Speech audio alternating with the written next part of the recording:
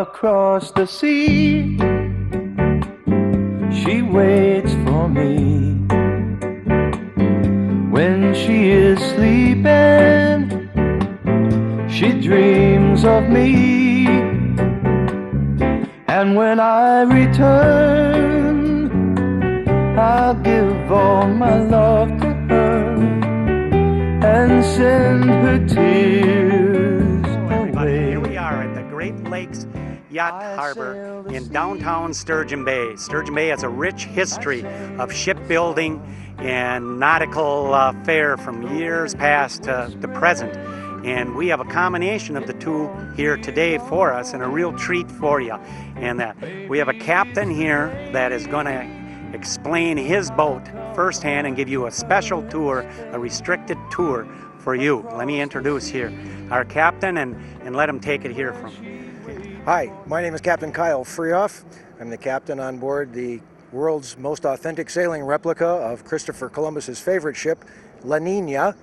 And we are here at the Great Lakes Yacht Services, helping to educate some of the public here in Sturgeon Bay and having a great turnout. Would you like to go aboard? Yeah, let's go aboard, folks. Come on. Here we are aboard the Nina, and we're starting up on the bow, the front of the boat. And let's start with the very front, and we'll work our way back. So let's let our captain here tell us about the bow, including the anchor and our lines, and we'll learn a few things about the Nina. All right, very good. The pointy part off the front of the bow is referred to as the bow sprit. It is actually used to apply the necessary stabilization for the foremast with the head stay, the forestay up front. This big large piece right at the very center of the bow is called the stem. You might hear the expression from stem to stern. This is the stem to which they're referring. The stern, of course, being the aft end of the ship. This is a pretty busy part of the ship. Here, this is where the anchoring is used. This is where everything associated with the foresail is involved. It can be very crowded. The deck, I don't know if you can tell, but I'm moving rapidly uphill as I go back and forth across this deck. The deck is sloped in such a manner that when we ship water over the sides, the water will run down to the center of the ship and off the sides. So the deck is nowhere near flat. It's curved all the way across the top of the ship. This large anchor is very representative of the size of the anchors that Columbus used. This is an authentic shipwreck anchor from the Caribbean. It's not exactly 500 years old. Columbus's anchors had wooden stocks on this end that could be removed so the anchors would store flat two-dimensionally and not take up so much space. This is the main mast forestay.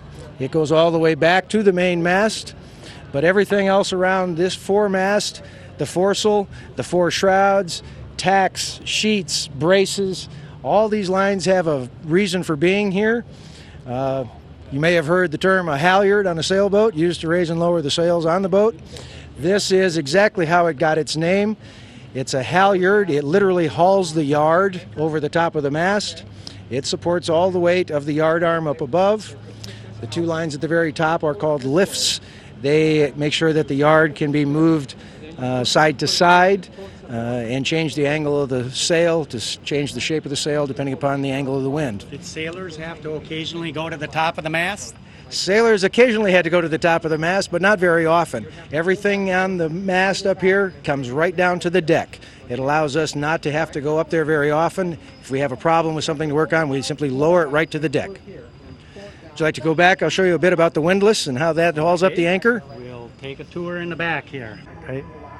That anchor looked pretty heavy to me, and also you're talking about lowering the mast up there and the booms and everything else. How would you do something like that? Well, this is the only piece of mechanical machinery that Columbus had on board the ship. This is our windlass. It's entirely manpower operated. We have handles on here. It's a horizontal winch, if you will. It has a ratchet on the one side to keep it from going backwards. It only goes in one direction. It has a drum on the outside over here. We wrap the line around the drum, the anchor chain, whatever need be. We apply the pressure with the handles, pick the handles out of the hole, put them in a new one, and start again. Now when you get several people, you can see there's several series of holes. We get 3 or 4 guys up here with handles, and they can make a pretty good go of this stuff in a pretty big hurry if the handles don't get stuck. And this was called The windlass. windlass. Right. Windlass. It served Okay. a number of functions. You may have to warp the ship up to a dock, something against the wind. If the ship runs aground on the sandbar, you can take the anchor back to known deep water with the ship's launch and actually pull the ship backwards using the windlass. Oh, that's how you could go backwards, by putting an anchor out the back Behind end and then hooking it up here to the windlass Right. and pulling the boat Pulling the backwards. ship backwards, exactly right. Okay. Exactly right. If you step down around the main hatch here, the cargo hold. Okay, we'll take a walk back here. This is the ship's main cargo hold. This is where Columbus carried all their food, water, provisions, including live animals that they needed to feed and maintain 27 men and the ship for a period of 1 year. Okay, now, Columbus left Spain with 27 men. Left 27 men and young boys, mostly between the ages of 14 and 20. 27 people in all. And down here is where they kept everything they needed. The overflow, of course, would have been scattered about the deck, everything that they had to have. Again, there's no stopping at a Walmart on the way. And they sailed from Spain to From Palos, Spain to the Canary Islands. Spent about 5 or 6 weeks in the Canary Islands doing some refits. Columbus actually changed the sails to square rigs there in the Canary Islands, knowing he was going to be sailing downwind, and set off from the Canary Islands 33 days till they sighted land again. Okay, wasn't that a new record? The longest anybody had ever sailed in one direction without Right. seeing land? Without seeing land, it was virtually unheard of. Nobody had ever done it before. In fact, if you remember, the sailors all thought the world was flat. Most of the educated people began to accept the fact that the world was truly round, but nobody had ever gone well out over the horizon to see what was there. Was there any talk of mutiny? Yes, there was talk of mutiny, actually. At the end of 30 days, Columbus's crew wanted to turn back. They said, there's nothing out here, we'll never see it. But Columbus was a very smart man and a good nature sign reader, and he was already determining that there were signs of land coming up in the water being carried up on the Gulf Stream, and he begged for 4 more days. He agreed at the end of 4 days he would turn around and head back to Spain. On the 3rd of the 4th day, they spotted land. They spotted land, and that land was? Well, that's a little bit up for debate. San Salvador, otherwise known as the Dominican Republic down in Haiti, to this day, I guess, has the greatest claim, Okay. but it's never been truly proven. Well, what about Plymouth? Plymouth Rock, Yes. the Pilgrim landing point. The Pilgrims didn't actually land on Plymouth Rock until early 1600s, so 1606 or 8, something like that. About 120 years after Columbus actually sailed and discovered there was a continent in the middle of the earth. Very interesting. Okay, let's continue back. What do we have here? Well, this is the main mast. This is the center of the ship. This is the mast. This mast weighs about 3,000 pounds. It's a solid tree. It goes up 48 feet to the top of the mast, 52 with the flagpole. And this mast goes all the way through the deck to the bottom of the ship. It is actually notched into the keel, as are all the masts on the ship. A very integral part of the ship. And this is the biggest sail. The main yard arm that this holds is 30 feet across. The sail, when it's dropped down, will come all the way to the cap rails here at the side of the deck. And that's quite an enormous piece of canvas, actually, when it comes down. Standing alongside the mainmast is the ship's launch. We carry this on the deck of the ship because it's a lot easier than towing it behind us. Columbus would have had to carry this aboard as well when he was out in the ocean. Once he got to the islands, he may have well carried it, towed it behind, but it was not something he wanted to lose in mid-ocean because you had no way of getting between the ship and shoreline when you got there. So this is our transport. This is their modern-day dinghy, if you will. This is how they got between the ship and the shoreline when they got to where they were going. Anchor the mothership out in deeper water, row ashore for whatever supplies and things you needed. This ship was actually built by a 14-year-old boy. Oh, and where was this built? This was built in Brazil, as was the main ship. The Nina was all built in Brazil. It was built entirely by hand using Brazilian hardwoods. They didn't use any power tools at all in her construction. Very interesting. And this would have been the sailors' only life preserver, so to speak. They didn't really know the No. concept of life preservers or life rafts or lifeboats back then. You gave your entire life to keeping this ship afloat. In fact, I think I read that many sailors didn't know how to swim because if you fell overboard, There was no point. there was no rescue. Right, they didn't come back for you. Yeah. No, you didn't. You didn't jeopardize everything for one lonely sailor. Sailors were a pretty lowly lot, actually. Well, how long does it take you to turn around the Nina? If you wanted to turn around, let's say you dropped something overboard and you wanted to pick it up. Lord. Well, we were playing with it the other day, and it takes about 20 minutes. No, that's not entirely true. About 2 or 3 minutes actually to turn it around. If you were, say, in Lake Superior with that cold water, chances are you might not still be floating by the time we got back. It's very easy to lose sight of somebody in 2 or 3 minutes out there in a heavy sea. And if you literally had to drop all the sails, turn the ship around, reset the sails, you would be lost. What were the biggest seas you've been in? I've seen 20 feet. 20 feet in I've this seen boat, 20 but feet. we're only how far above the water? About 5 feet. 5 feet.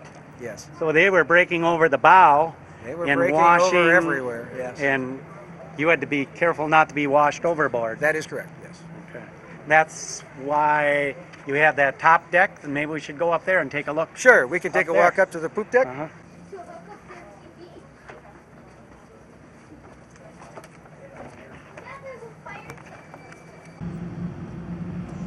Here we are at the aft end of the ship called a poop deck. Now, that's a different name. Where does a poop deck come from?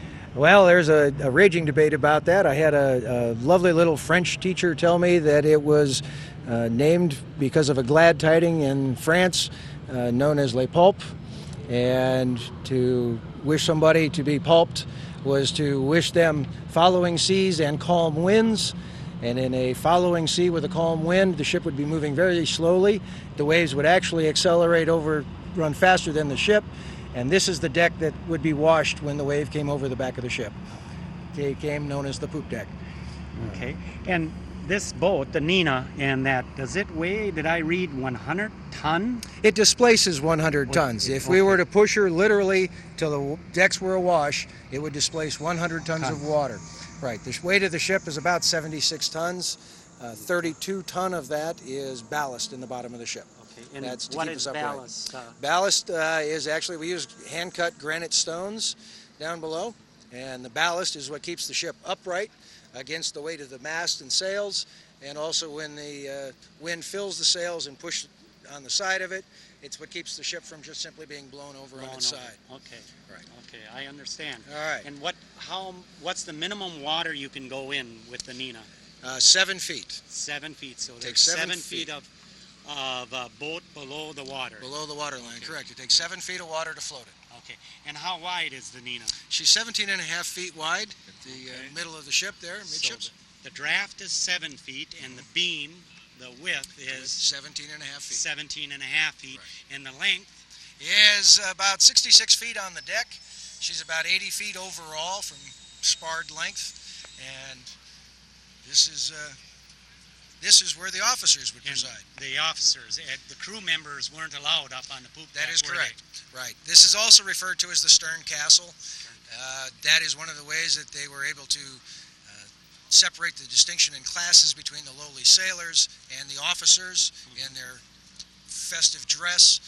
They would reside up here. That allowed them a lot of room, unencumbered, to do their navigating and that sort of thing, and issue orders to the crewmen down below. And this again separates the classes between the royals and the sailors. Were there any slaves aboard Columbus's boats? No slaves at all. No passengers whatsoever. Again, it was a voyage solely of discovery. They weren't entirely certain they'd ever find India, which is what they were looking for. Columbus actually thought he was in the islands of Japan when he found the Bahamas. Thought if he could just get through the islands, he would find the Indian mainland and establish a new route for the spice trade. Let's go over here for a minute and take a look. Okay. All right. Okay. You see, these are the shrouds, again, that hold the mizzen mast here. The mizzen mast carries a lateen sail, which is a bit like a modern-day jib sail. The boom, the spar, would be similar to the headstay on a normal sailboat, and the sail would be essentially loose-footed. It's a right-angled triangle up here. It's very effective for sailing when the wind is more on the beam of the ship as opposed to going downwind. And the ship was originally rigged with all lateen sails. That's why Columbus changed the rig to square sails. Much more efficient design for going downwind across the trade winds. With all these lines and, heavy equipment around, all done physically by hand, there must have been quite a bit of danger for the sailors in the past and yourself. That is correct. Today. Sailors have a hard lot. Life expectancy was fairly short for all sailors. It was not uncommon for sailors to lose limbs, fingers, and that sort of thing, get them caught in a line, get hurt badly. We try to be very careful. We run with a crew of 6 nowadays. It's a little easier for us because we have an engine on board. We don't have to sail the ship when we take it around all the time. So we can sail the ship when conditions are favorable and we have plenty of room to do so. Now, Columbus sailed with how many men aboard? 27. 27. And we said there were no slaves, and did all of them sign up for the voyage? Or I think I've read that there used to be press gangs around that would capture people and also go to the prisons and give you a choice of going aboard a boat, which you just explained was a hard life and a dangerous life, or spend more time in prison. Right. They actually gave that as an option to some of the criminals that were in the prison system in England or in Spain back then, and unfortunately the legitimate sailors that had signed on for the journey basically said, we're not going if we're going with criminals. It's hard enough as it is. We don't want known criminals with us. And so I don't believe they had more than just a couple of those people along with them. When the Pinta signed on also with the group, it gave an air of legitimacy to the whole thing, and true sailors signed up to go. Was this a business venture actually for Spain or Columbus? Well, everything back then was about gold. It was a search for gold. Columbus was actually trying to become a royal member himself. That was the way to do it, was to make his mark on something, and it took him 8 years to convince the Queen of Spain to allow him to actually try this venture. And of course, he was a hero by the time he came back. He unfortunately died a very poor and broken man because the Queen never really gave him anything as far as wealth goes. He did get his title as Admiral of the Oceans and was made a Viceroy, but he didn't get any monetary wealth out of the deal because the Queen said, you didn't bring me any gold. Now, Christopher Columbus made his first voyage in 1492, and did he have other voyages after that? Indeed, he actually made 4 voyages back and forth to the New World.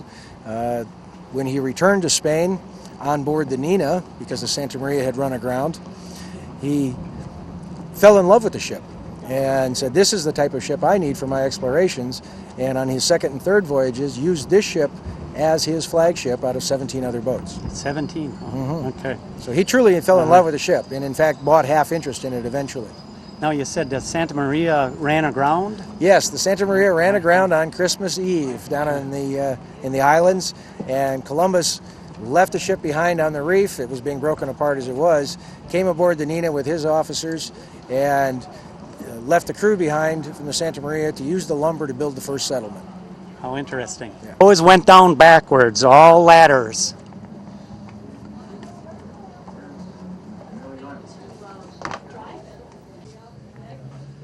This is the helm station underneath the stern castle.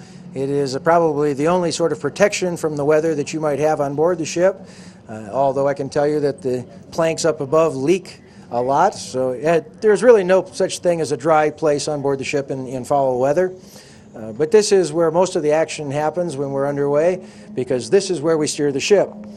This is how we steer the ship. We use a tiller, like you might see in a modern-day small ship, or an outboard motor that's small with a tiller handle to steer it. This tiller is 14 feet long, runs out the stern of the ship here, is attached to the rudder. The rudder goes down 6 feet underwater and weighs nearly 600 pounds. Unfortunately, it can get a difficult thing in a heavy sea. Sometimes it does take 2 people on the tiller to steer the ship. Been many, many hours standing here with the tiller alongside, staring at our compass. telling us which way to go. Back along the back side here, we have some displays set up that show how the ship's construction when she was being built in Brazil. Here in the back in the transom, I have a small cannon. This is indicative of the size of cannon that Columbus carried on board the ship. He carried 4 cannons. They were called Lombards. They were actually swivel cannons that would drop into the cap rail and were used primarily for a means of communication between the ships to say, hey, better come over, we need to talk to you, or as a defensive weapon in case they were attacked by natives or something. Here I also have Columbus's favorite navigational instrument. This is what's known as a quadrant. It's actually a quarter circle, and around the bottom edge are 90 hash marks, if you will, and by taking the quadrant, staring up the edge of the quadrant to the North Star, the plumb bob will tell you your degrees of latitude on the planet. Very simple, very easy to use. Columbus was not a good mathematician, so this was his favorite navigating tool, and Columbus actually sailed from the Canary Islands, the 27th parallel, straight across the ocean. Would have run right into Florida if it hadn't been for the signs of land coming up on the Gulf Stream. Back here I also have what looks a bit like a cribbage board or a dart board perhaps. This is actually called a travasse board. The top circle part are the 32 points of a compass rose, and down on the bottom there's a series of pegs, 1 row of holes for every 30 minutes of a 4-hour watch, and every turn of the 30-minute glass and a ring of the ship's bell, whoever was steering the ship would put a peg in for his best estimate of speed of the ship, and above he would put his best estimate of his course steered. And this way, when the navigator came back on watch, or the map maker, he would be able to have a running total of where they had sailed in the last 4 hours. And that would allow him to make his maps and plot his dead reckoning position out in the middle of the ocean. The 30-minute hourglass I referred to would be turned, the bell would be rung, 1 ding for every 30 minutes of the glass, up to 8 bells, being a 4-hour watch. And then it would be somebody else's turn to take over, and the crew could then lay down someplace up on the deck, any place out of the way, out of the weather, and take a 4-hour nap before their next watch resumed. Hi, this is Ron Trimberger from Sturgeon Bay, Wisconsin again, and we're back in the aft deck, the steering compartment, and we're looking here at a model of the rib system of the boat, along with a hatch cover that would be put down when waves were washing over the boat. We are in a restricted private area that's been modernized a little bit. The original Nina, one of Columbus's 3 ships, wasn't quite as luxurious as the present day, if I can use that term. And I'm going to have the captain tell you a little bit about the 3 ships and the comparison, and today what he has versus what Columbus had aboard the boat. Here we are again. All right. The Nina was actually the smallest of the 3 ships, but not by a great deal. The Pinta was the same type of ship. She was a caravel, but about 8 to 10 feet longer than this one. The Santa Maria was a little different type of ship. She was a bit more like a freighter, and she was nearly 100 feet in length. Columbus didn't like her. She had very dull sailing abilities. And quite frankly, I think he was good to be rid of her. But like I said, he fell in love with the Nina. She was very fast, very nimble, and well suited for his work as an explorer. We are down in the main hold.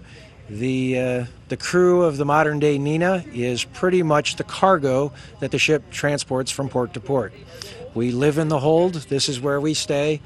We have bunks, 3 bunks on either side. Down here you can see that the crewman gets a bunk. There's a pipe berth in the middle, 3 on either side, and our galley table is directly under the ladder way here. Obviously, when the table's up and people are sitting here, you're quite restricted in what you can do around here. The galley is located a little further aft back here. It runs across the ship, and we have a small sink over here. we have a full-size gas stove, and over on the other side, on the starboard side, we have 3 very large ice boxes. They hold about 1,000 pounds of ice between them, and that is our refrigeration on board the ship. We do have cold or colder running water, no hot water at all. We have no shower facilities, no bathrooms to speak of. We do have a marine head with holding tanks, one forward, one aft, and through a very narrow walkway up forward we have the forepeak, which is where we keep most of our tools and things that are necessary for the repair works that we do on the ship. And as you can see, there's only about 5'3" of headroom down below here. The only place you can stand up below is directly under the main hatchway here, and it can be a pretty crowded place sometimes. You might hear somebody saying coming up or coming down, because we have to do a bit of a dance through here with 6 people down below. But you have it nice and dry down here now. In Columbus's days, would it be dry? And No. In Columbus's day, this would have been a very dank, musty smelling, smell like an old barn kind of a thing. well, they had animals down They here. had live animals and down they would here. still sleep right next to them. And Sure. and Any the place they cooking- could find. And the cooking and bad weather would happen here. Cooking was not done in bad weather. The only cooking they did was up on the main deck in a sandbox just forward of the main hatch here in what they called a fogon. And you were lucky to get one more meal a day. Otherwise, it'll be salt, fish, and hardtack again. Here we are back in Sturgeon Bay with the Nina, a replica, exact replica of one of Columbus's boats, and we're with 2 of the crew members, and we're going to let them just tell you a little bit about themselves and how it's a little different than when Columbus sailed with the Nina. My name's Beth Frederick. I'm from up in Marquette, Michigan. I just kind of stumbled across the ship, actually. They had moved our 4th of July parade from the main street to down around the lake shore. So while I was waiting for the parade to come by, my sister and my nephew and I happened to see the ship and saw the crew wanted sign. So filled out the application and I was off that night. So it was like something I'd always dreamed of doing, and it's one of those once-in-a-lifetime opportunities that I just jumped for, you know. How long will you be sailing with the Nina? I'm looking at probably a couple of years. We'll see where I am after that, if I'm going to stay longer. And where do you go from here? We'll be going to Kenosha, Wisconsin, where we'll be joining up with like 6 tall ships, and they're going to have a boat parade and a few other things going on there that we'll be involved with. So Will looking you be forward going to to that. any warm climates? Yeah, we travel all over North and South America and to the Caribbean islands. So I'm looking forward to actually getting to travel around. One of the perks of the job.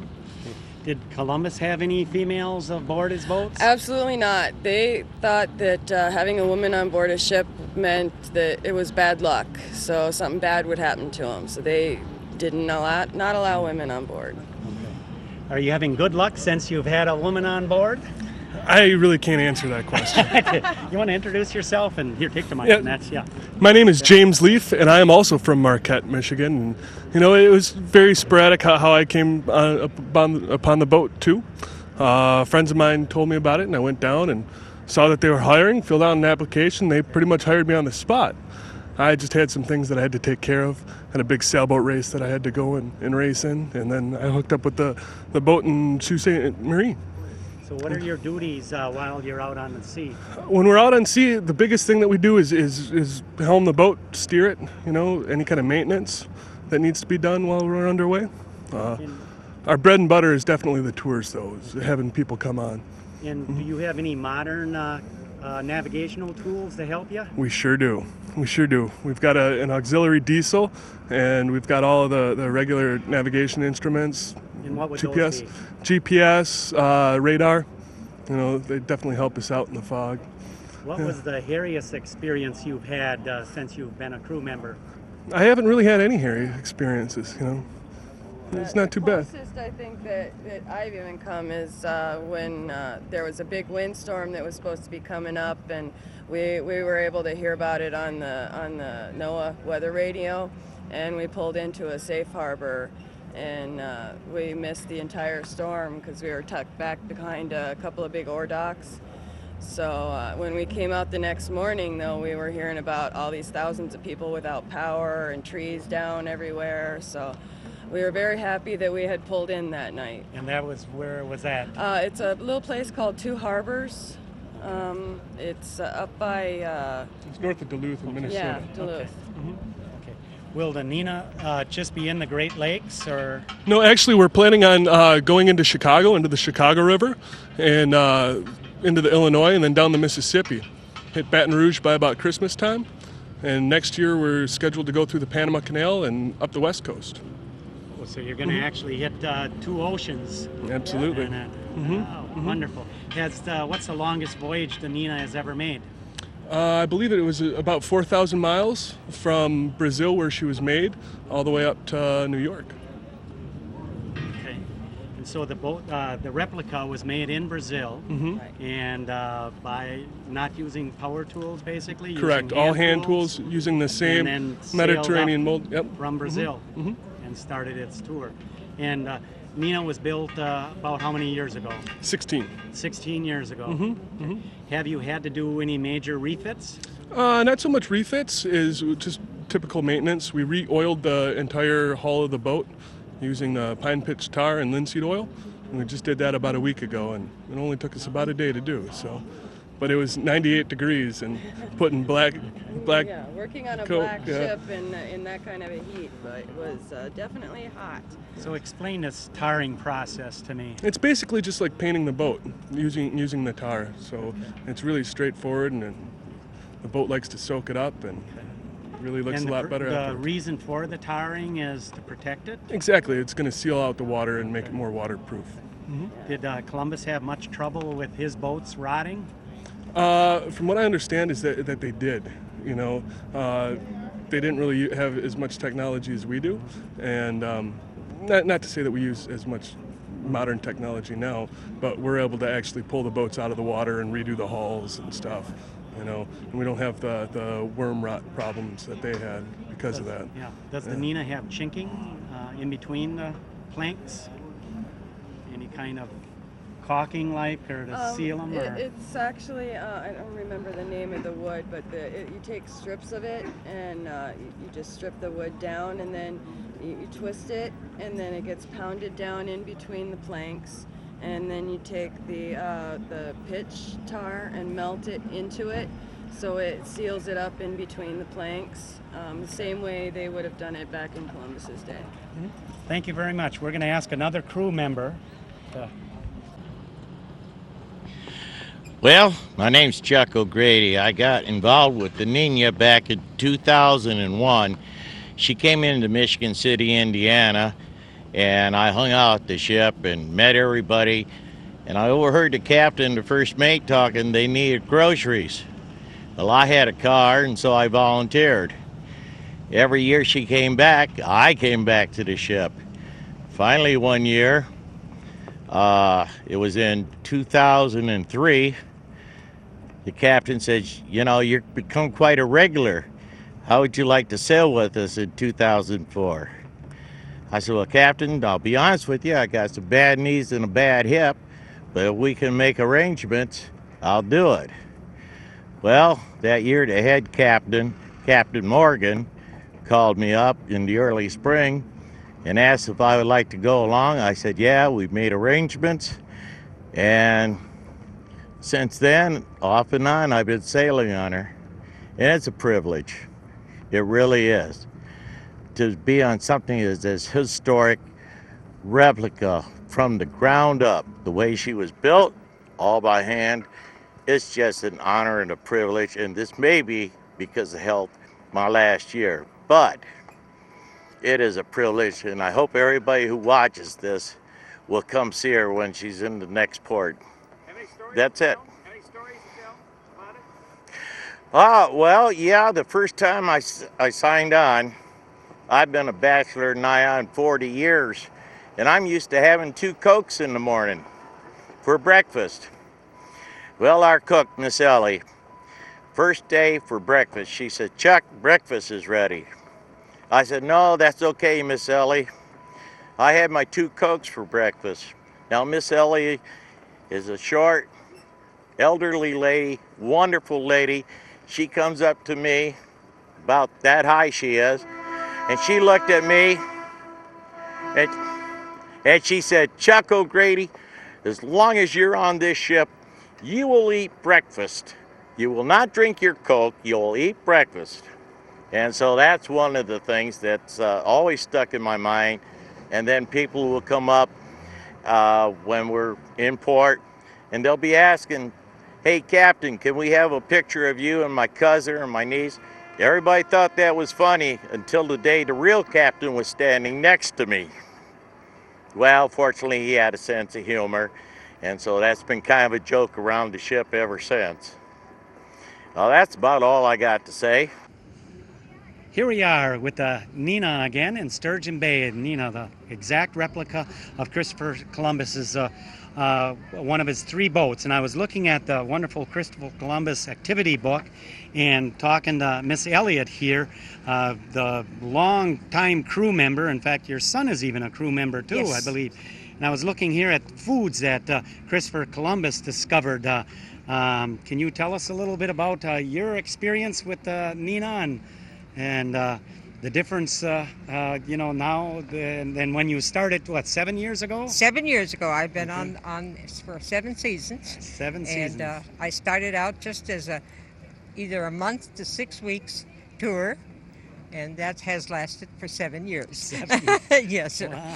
And I am mainly the cook, but I also run the ticket sales and the souvenir shop, and whatever I do, can do. That's a what, big job being a cook plus everything else. Oh, And, but I good. thoroughly enjoy Okay. it. I see here in your activity book that foods found in a new world were potatoes, strawberries, avocados, pineapples, corn on the cob, beans, tomatoes, and peanuts. Yes, sir. They had none of this before Columbus Well, discovered. it was there, but It was here, but- yeah. Yes, but he saw that when he came And over. took it back to Spain. And took it back. Okay. Yes. And So- do you serve your crew beans and hardtack and? No, sir. No. We wouldn't have a crew very long if I did that. No, I serve regular food, but meat, potatoes, pasta, soups. We have breakfast, lunch, and dinner. When we're in port, we only have. I take care of the breakfast and the dinner. Okay. They're on their own for lunch. They're big boys. They can come and make themselves a sandwich. Okay. And that's because I'm busy up at the tent. And, Okay. But otherwise, 3 meals a day. When we're sailing, I always make 3 meals a day. Now you have, I see the big freezers with the ice, which Yes. Columbus didn't have ice, and you keep the food in there. Yes. Do you have electricity that runs those freezers? No, those are ice. Just ice. Ice boxes. Just ice boxes. Yes. Keeps all your food, and Yes. and so at times like now you're going to be going down to Kenosha, Yes. and the ice will keep everything cold Oh yes, for you. it's 1,000 pounds, at least 1,000 pounds of ice. 1,000 pounds of yes, ice. and that's a lot of ice. And we have block ice underneath, which Okay. is keeps it cooler than Yeah. crushed ice. But it does fine. Mm-hmm. We had 3 compartments. One is a dairy compartment, one is the meat, and one is the drinks and the vegetables and things Does like your that. son carry the ice aboard? You bet. He doesn't make you. No. He's a very good boy. Good. Yes, And yes. what are his duties to help He's you? the in first mate of the ship. First mate. What does that mean? The first mate. Well, he's right below the captain. He seems to know every creek that this ship has, and he's also the ship's manager. He Okay. takes care of running the ship and making grocery runs and things like that. So But you were on the boat before him. no, No. he's been on maybe a little over 9 years. 9 years. And I'm only 7. So then you're young. Yes. You're a young yes. crew member. I'm a young crew member. But how old are you, if I may ask you? You may ask. I'm 80 years old. 80 years old and Yes, sir. still sailing. Yes, sir. Yes, And sir. then still educating everybody. Loving every minute of it. Wonderful. Yes, sir. Thank you very much. Well, thank you. Welcome back, Captain, and we thank you for the wonderful tour of the Nina. And I have just a few final questions, and one of them is, who owns this wonderful ship? The ship is owned by the Columbus Foundation. Which is? It was created in 1986 to do the research on the ship and to build it as a tribute to wooden vessels everywhere, and also to celebrate the 500th anniversary of Columbus discovering America.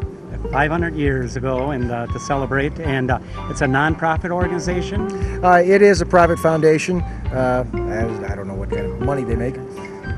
And you give tours in each port that you stop at, and how many ports are you planning to stop at, and what is your itinerary, I guess is my question. Well, we normally hit about 48 ports a year. From here, we're headed down to Kenosha, Wisconsin, and across the lake to St. Joseph, Michigan. Then we'll end up going back across the lake into Chicago, going down the Chicago River into the Mississippi, and down the Mississippi. We should be in Baton Rouge for Christmas. Oh, how wonderful. Yeah. Well, we want to thank you for your hospitality, and we want to thank Sevastopol for filming this and sharing it with everybody.